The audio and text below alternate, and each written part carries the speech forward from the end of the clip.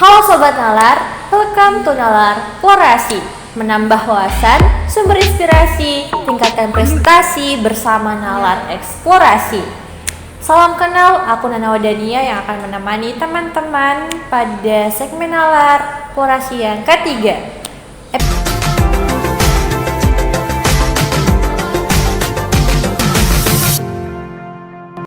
Pada episode kali ini kita akan membahas terkait penelitian lagi nih. Pasti ada di antara teman-teman yang masih bingung cara menentukan populasi dan sampel dalam sebuah penelitian. Nah, untuk itu kita akan membahas mengenai topik cara menentukan populasi dan sampel dengan menggunakan teknik sampling. Sebelum itu, jangan lupa like, comment, and subscribe. Dan jangan lupa aktifkan loncengnya agar kalian gak ketinggalan konten menarik eksplorasi lainnya. Kali ini kita akan mengulik lebih dalam terkait teknik pengambilan sampel atau yang biasa dinamakan teknik sampling. Teknik sampling merupakan teknik yang digunakan untuk menentukan sebuah sampel dari populasi sebagai subjek penelitian. Teknik sampling dibagi menjadi dua, yaitu probability sampling dan non-probability sampling. Pertama, probability sampling. Probability sampling merupakan teknik di mana peneliti menentukan sampel dari populasi yang lebih besar berdasarkan metode dengan menggunakan teori probabilitas. Agar seorang partisipan dianggap sebagai sampel probabilitas, ia harus dipilih dengan menggunakan seleksi acak. Memilih sampel yang tepat sangat penting untuk mendapatkan hasil yang akurat dan dapat diandalkan. Salah satu metode yang paling populer dan efektif untuk memilih sampel adalah pengambilan sampel probabilitas. Selanjutnya, apa saja ya jenis-jenis dari teknik pengambilan sampel probabilitas? Pertama, pengambilan sampel acak sederhana atau yang biasa disebut simple random sampling merupakan metode yang digunakan dalam menentukan sampel dari populasi yang paling dasar dan yang paling mudah, di mana kita memberikan sebuah nomor pada sampel dan ketika kita memilih nomor tersebut nantinya akan terpilih untuk menjadi sampel penelitian. Pengambilan sampel acak bertingkat.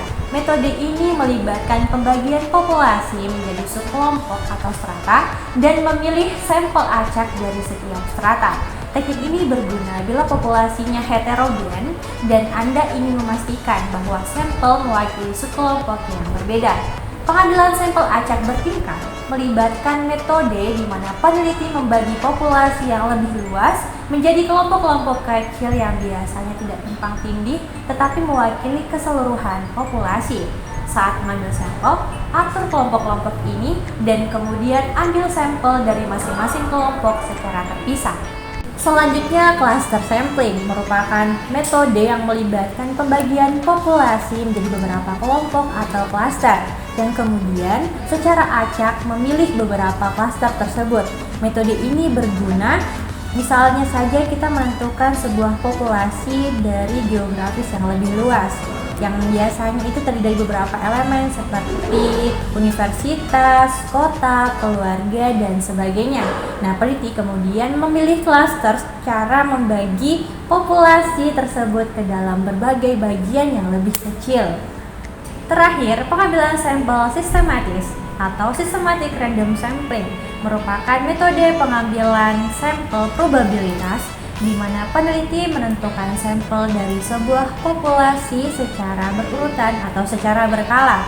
Misalnya saja, setiap 5 orang yang nantinya terpilih akan jadikan sebuah sampel penelitian. Oke, setelah membahas terkait jenis-jenis dari probability sampling, ternyata ada beberapa keuntungan ketika kita menggunakan probability ini. Nah, apa saja sih keuntungan ketika menggunakan teknik ini? Pertama, hemat biaya. Proses ini hemat biaya dan waktu. Sampel yang lebih besar juga dapat dipilih berdasarkan nomor yang telah ditetapkan pada sampel. Kemudian, Anda dapat memilih nomor acak dari sampel yang lebih signifikan. Kedua, sederhana dan lugas. Pengambilan sampel probabilitas merupakan cara yang mudah karena tidak melibatkan proses yang rumit. Ini cepat dan menghemat waktu. Dengan demikian, waktu yang dihemat dapat digunakan untuk menganalisis data dan menarik kesimpulan. Ketiga, non-teknis. Metode pengambilan sampel ini tidak memerlukan pengetahuan teknis apapun karena kesederhanaannya. Tidak memerlukan keahlian yang rumit dan tidak memakan waktu lama. Anda juga dapat menghindari kesalahan pengambilan sampel. Setelah membahas probability sampling, kali ini kita akan membahas terkait non-probability sampling.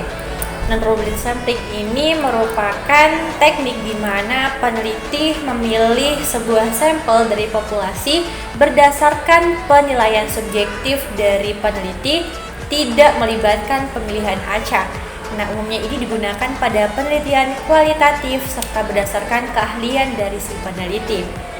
Selanjutnya kita akan mengetahui apa saja jenis-jenis dari non-probability sampling. Yang pertama, pengambilan sampel kenyamanan. Convenience sampling adalah teknik pengambilan sampel non-probabilitas, di mana sampel dipilih dari populasi hanya karena mudah direkrut, kemudian tersedia bagi peneliti.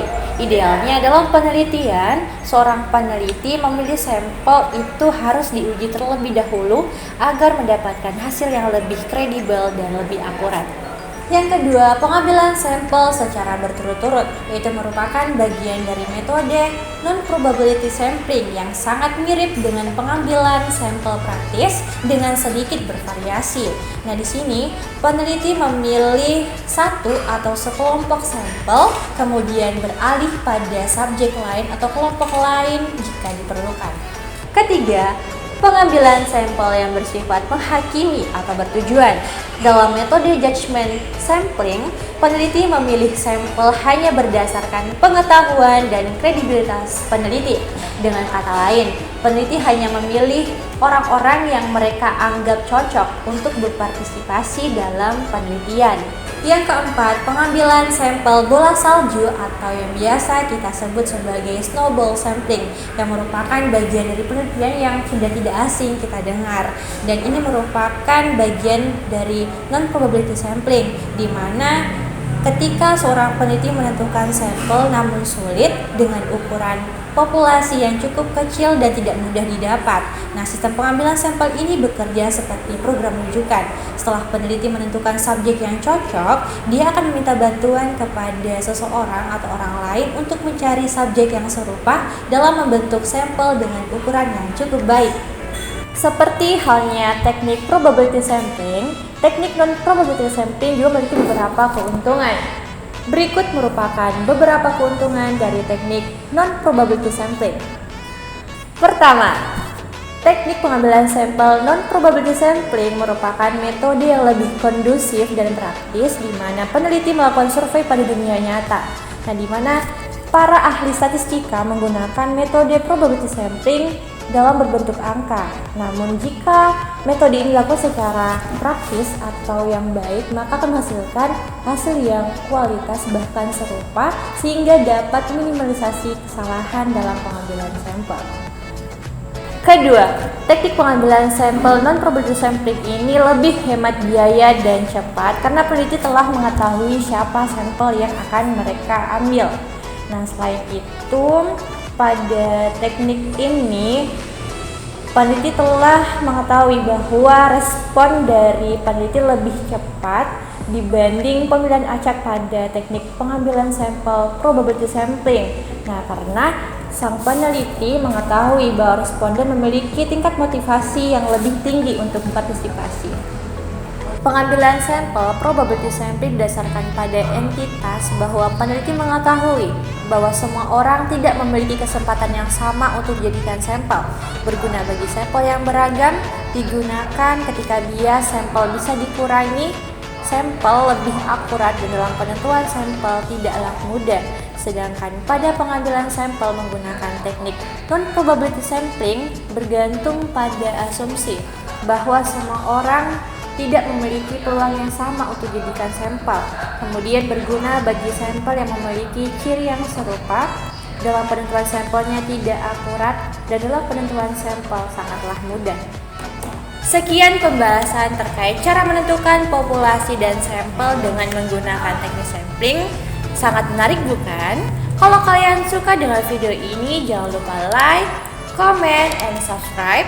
Dan jangan lupa aktifkan loncengnya agar kalian gak ketinggalan konten menarik dari nalar eksplorasi lainnya. Saya Nana Wadania, pamit undur diri. Sampai jumpa di konten nalar eksplorasi selanjutnya. Menambah wawasan, sumber inspirasi, tingkatkan prestasi bersama nalar eksplorasi. Bye-bye.